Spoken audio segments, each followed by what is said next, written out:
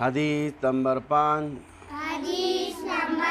بہترین شخص.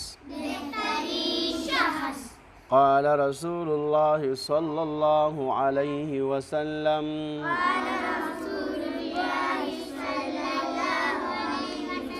خيركم من تعلم القرآن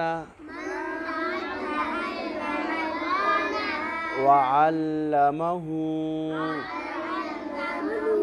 نبی کریم صلی اللہ علیہ وسلم فرمائلی دی